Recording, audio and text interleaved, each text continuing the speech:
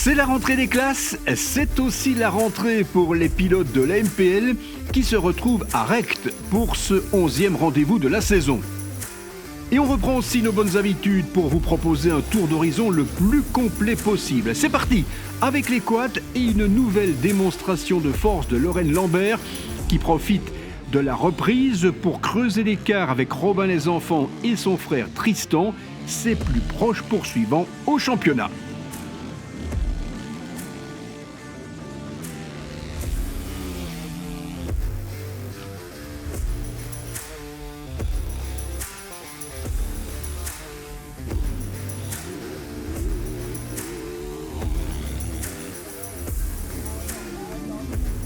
En écolage 50cc, match nul entre le leader Albancard et Eden Dubois. Eden Dubois qui signe sa meilleure perf depuis le début du championnat avec un premier accessite. Ça a été, j'ai un peu galéré, mais je me suis quand même battue, j'ai fait un. Deuxièmement, je suis tombée au deuxième tour et j'ai quand même fait un podium. C'était ta toute première victoire. Oui, c'est ça. Et j'ai gagné aussi le chrono.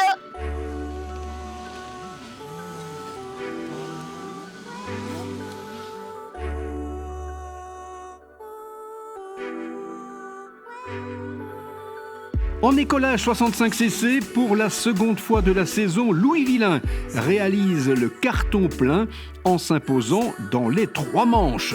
3 courses, 3 podiums, une belle régularité. En tête, Sacha Évrard prend ses distances avec Mathias Martini. Première manche, je fais deuxième derrière Juan Calado. Deuxième manche, je fais le premier. Et troisième manche, je fais deuxième avec une belle bagarre avec Rohan. Durant les 3 manches, c'était vraiment des bonnes bagarres. Et voilà, j'ai passé un super week-end à Rect.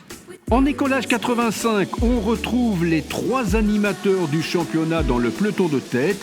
À Rect, la victoire finale revient au leader du championnat, Tom Salès, qui devance dans l'ordre Liam Jonval et Timéo Pierron. Chez les ladies, c'est une année maudite pour Lana Dolfini qui s'est blessée pour la seconde fois et c'était samedi aux entraînements chronométrés. La victoire est revenue à Ophélie Ernotte qui a devancé Cléa Page.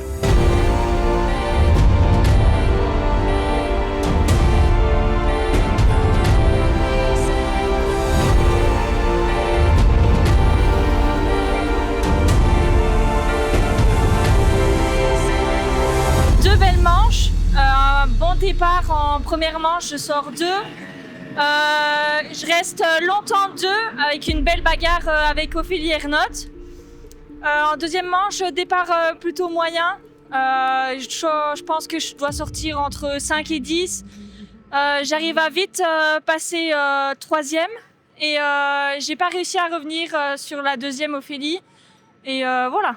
Donc je finis 2e, 3e en première manche et 3e en seconde manche. Les Open 125 cm3 referment le chapitre du samedi et Florent Pascal Lambilon s'offre un 2e succès cette saison en battant le leader du championnat Sam Jordan toujours largement en tête au championnat. Ici j'ai fait un beau week-end, j'ai gagné les 2 manches, dommage il n'y avait pas Brian. Première manche je suis pas super bien parti mais je suis remonté directement en tête, puis j'ai gagné avec 15 secondes donc c'est vraiment bien. Et en deuxième je suis passé assez vite en tête mais directement j'ai fait une petite erreur, qui est en vidéo d'ailleurs. Et puis après je pense que j'aurais pu revenir mais ça m'est tombé et du coup ça m'a facilité la tâche.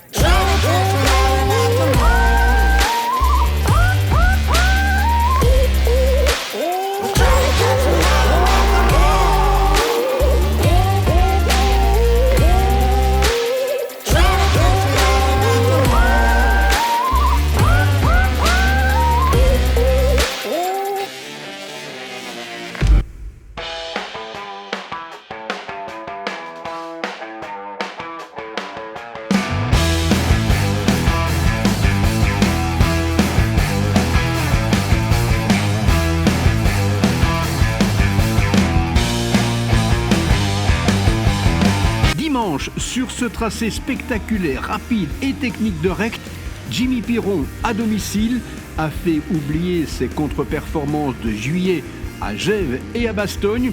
Sa victoire lui permet de revenir à 34 unités du leader Sam Jordan. La première manche, c'était pas vraiment au top. Je pars 12e ou quelque chose comme ça. J'avais pas un beau rythme, je remonte quand même sur 3. Mais Lorient et Cél étaient beaucoup trop là. Ils étaient vraiment vite dans la première manche. Ils ont, je crois, un trou de 1 minute 10 à la fin de la course. C'était trop loin pour aller le chercher. Ouais, la deuxième manche, je m'ai raccroché avec Paris Cél et avec un qui est tombé au départ. Les deux, on était très loin dans la course et puis on a remonté sur première place et deuxième place. Lui, il a fait premier et moi, je suis deuxième. C'est la deuxième manche, je suis vraiment content. J'étais bien dans mon rythme et j'ai bien roulé, je trouve.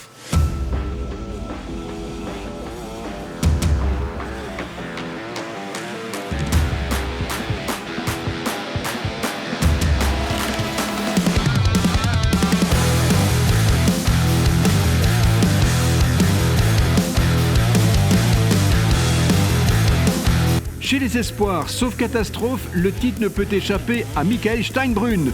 Une nouvelle fois impérial dans les 2 débats. Il possède 110 points d'avance sur le français Aaron Etienne. Mention également à Luca Ghebia, 2e ce dimanche. Là, ce week-end, c'était un bon week-end pour moi. Je signe le doublé. En première manche, je pars 1, je fais un bel all shot. J'arrive à tenir la tête toute la manche. Je finis avec 8 ou 9 secondes d'avance, donc bien. Bon ressenti sur la moto, tout ça, donc super content. Après, en deuxième manche, j'ai failli faire l'all shot, je sors 2. Après, pas assez agressif dans les 2 premiers virages, du coup, je me fais passer, je suis 4. Et après, dans les 4 premiers tours, je remonte jusqu'à passer 1 et j'arrive à gagner la manche. Ce week-end était un très bon week-end pour moi. En première manche, je pars dans le top 10. J'arrive à me faufiler dans les 2 premiers virages pour passer environ 7e. Au fur et à mesure de la manche, j'arrive à doubler mes concurrents et je termine 4 de cette manche, donc bonne manche pour moi. La deuxième manche a été encore mieux. Je pars 4e. Dans les 2 premiers virages, j'arrive vraiment à bien me faufiler pour passer 2e. Au fur et à mesure de la manche, j'arrive à prendre la tête. Après, Michael me double et je finis 2 de cette manche, donc je suis super content de moi. La piste était vraiment bien préparée aux petits oignons, des beaux jumps, vraiment du dénivelé, des beaux virages en appui, du dévers, vraiment tout ce qu'on aime. Je me suis bien senti sur la moto. Franchement, on a bien bossé les suspensions ce week-end. Les efforts payent et je remercie mes parents pour tout ce qu'ils font pour moi. Yeah, let's go.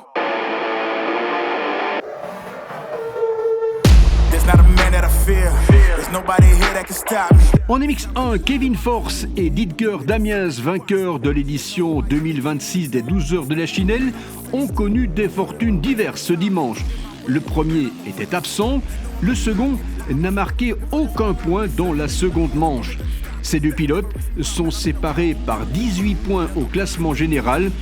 La victoire est revenue à Brian Boulard qui a survolé les 2 manches. Coup de chapeau aussi à Björn Feyen, membre du club de Recht, qui termine à une très belle 2e place. Ouais, dans le premier manche, je sors très bien de la grille, 2e dans le premier virage. Un petit moment premier, Ouais, après,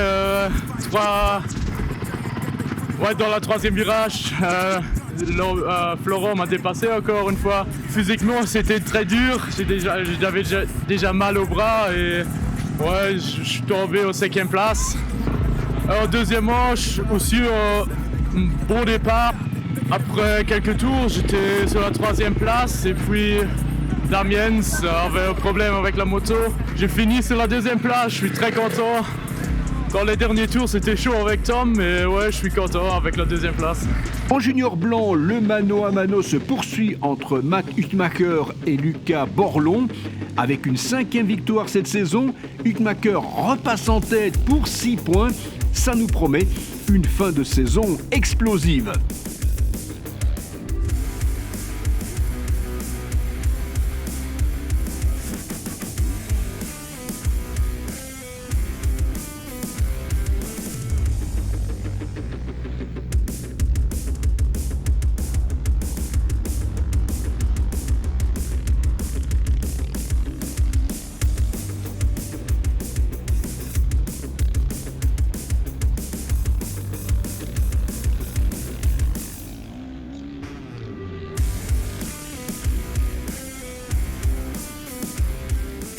Première course était un peu difficile, j'avais un départ difficile. J'étais 20e, une chose comme ça. Après j'avais beaucoup de choses et je peux finir 2e. Après la 2e course, j'avais un départ ok. Et après je peux garder ma première place vite et après oui, je gagne la course.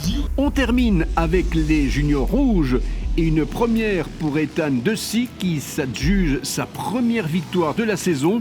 Au pied du podium provisoire, il pourrait revenir sur Samuel Detaille et Lucien Frédico Rosato vainqueur à Bastogne. Michael Pirotte est intouchable. En première manche, je fais 4e, un bon départ, top et tout ça. Puis je reste la manche 4 sans trop forcer, mais voilà. Puis deuxième manche, très bon départ, je sors 2, puis je reste 2 toute la manche. Et vers la fin, un petit craquage physique, mais sinon top et très beau circuit et voilà. Allez, c'est déjà fini pour aujourd'hui, mais on se retrouve tous les lundis sans interruption jusqu'à la fin du mois de septembre. Prochain rendez-vous, ce sera Lonzen le week-end prochain.